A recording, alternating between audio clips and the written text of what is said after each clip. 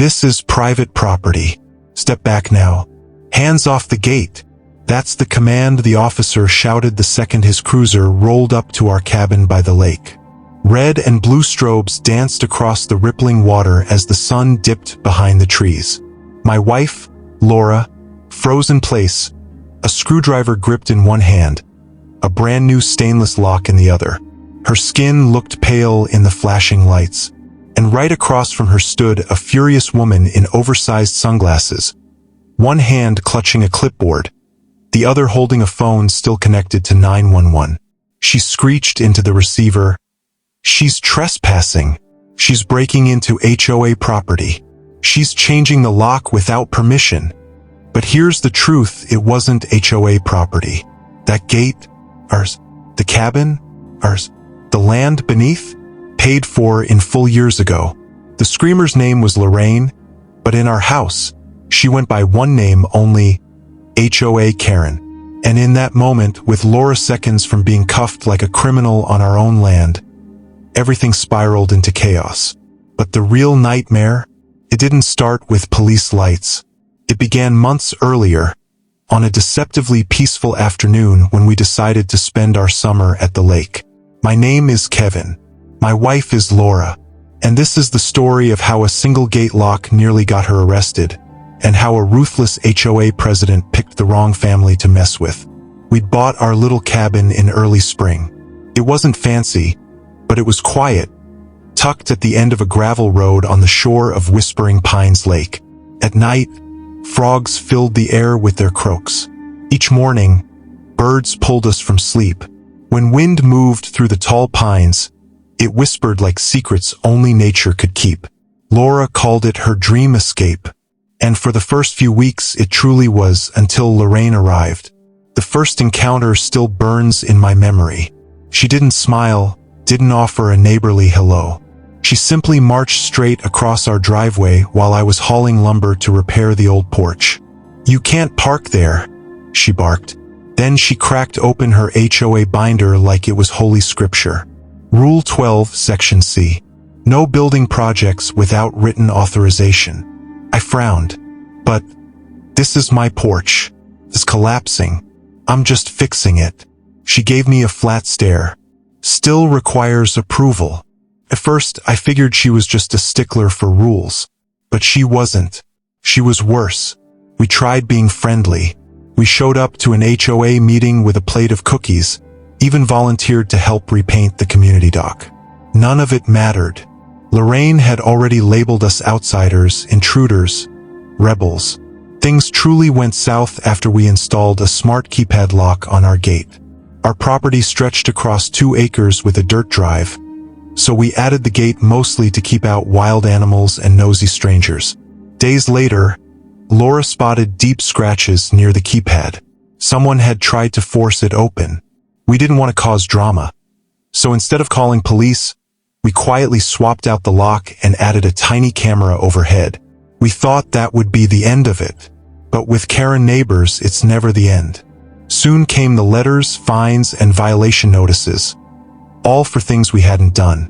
She said our American flag was oversized. She claimed our fire pit was a hazard, even though it sat 5 feet from the water. She even called animal control, reporting that Duke, our 12-year-old golden retriever, barked too loudly. Duke barely musters a snore. It was obvious. This wasn't about rules. It was personal. She wanted us gone. And when the paperwork didn't drive us out, she escalated. One evening, I spotted her leaning over our fence with bolt cutters. When I yelled from the porch, she bolted down the path like a cartoon villain. We caught it on video, but still didn't press charges. All we wanted was peace. Laura, ever hopeful, suggested one final change. A lock so tough Lorraine couldn't touch it. So one bright Saturday, while I was running errands, she bought a heavy-duty steel keypad lock and began replacing the old one. What she didn't know was that Lorraine had been watching. Barely 10 minutes in, Lorraine sped down the path in her golf cart, tires spitting gravel. She slammed to a stop in front of the gate and shouted, "What do you think you're doing?" Laura, startled but polite, said, Replacing a faulty lock, ma'am. This one's been sticking. You didn't get HOA approval, Lorraine shrieked. That's destruction of property. But this is our gate, Laura insisted. No, it's community access. Lorraine waved her binder like a sword. I have a master key, and you don't get to deny me. Laura shook her head, voice calm. With respect, you've been letting yourself onto our land without permission. This is private property. The HOA doesn't own it. Lorraine's jaw clenched. I'm calling the police. You're going to jail. And she wasn't bluffing. 8 minutes later, sirens echoed through the pines. My phone rang. It was Laura, her voice thin with fear. Kevin, the cops are here. Please hurry. I dropped everything and sped toward the cabin, my heart hammering. I had no idea what scene I'd arrived to. What I saw nearly stopped me cold. An officer pointed at Laura, commanding her to drop the screwdriver. Behind him, Lorraine grinned ear to ear. And then she delivered the lie that nearly destroyed us. She's a squatter. My wife, the woman who built this home beside me, labeled a trespasser on our own land. The officer pulled out his notepad. Laura, terrified but composed, raised her hands. I'm not a squatter, she said firmly. This is my home. My husband and I bought it together. Lorraine scoffed so loudly birds scattered from the trees. Lies. She sneaks in when the real owners are gone. That lock is proof she's covering her tracks. The officer asked, Do you have documents? A deed in your name? Laura faltered. No, it's in Kevin's name.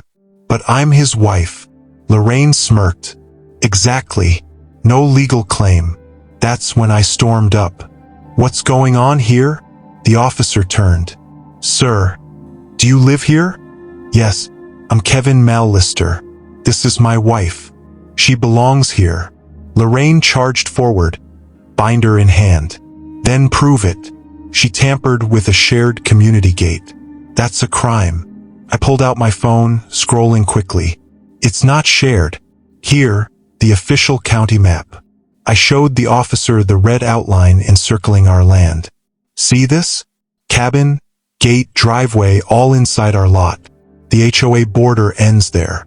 I pointed to a faded post half hidden in the trees. The officer studied the map. Do you have ID to match this parcel? I handed him my license. And if you need, I'll pull up the deed online. The officer nodded, expression softening. Lorraine's face, meanwhile, turned crimson. I don't care what your map says, she snapped. That gate has always been community access. Laura spoke again, steadier now. That's the issue, Lorraine. You've been using a key to trespass onto our land. That's illegal. The officer exhaled. Ma'am, if the boundary checks out, and it looks like it does, you can't step onto their land without consent. I recommend you leave. Lorraine's jaw dropped. You're siding with them? I'm siding with the law. She stomped away, muttering about lawsuits. The officer apologized for the mess. HOA disputes can get ugly. She should have confirmed before making accusations. Laura's hands trembled as I helped her fit the new lock. I thought they were going to arrest me, she whispered. Not on my watch, I promised. But that confrontation, it was only the beginning. Lorraine didn't stop after that night. She doubled down, slashing our tires, cutting power to our cabin, even sneaking onto the porch to rip down our cameras. Each time, she left just enough doubt to avoid charges. But her obsession pushed her too far. One evening, as dusk fell, she tried to torch our shed. What she didn't know was that I had hidden trail cams along the tree line. Every movement, every match struck, caught in crystal clear footage. When I showed the sheriff, his jaw clenched. Within an hour, deputies rolled up to Lorraine's pristine lakeside mansion. This time, the flashing lights weren't for us. She was arrested on multiple charges: trespassing, vandalism, attempted arson. The HOA, desperate to save face, quietly removed her from the board. The community that once whispered about us now whispered about her. The so-called queen of the lake had fallen. And for the first time in months, Laura and I stood on our porch in peace, watching the sunset reflect off calm water. I turned to her and said, "We came here for quiet. Guess we earned it the hard way." She laughed, a tired but genuine laugh, and leaned against me. Because in the end, the gate wasn't just a boundary. It was a line we refused to let anyone, not even an HOA president drunk on power, cross. And Lorraine learned the hard way what happens when you try.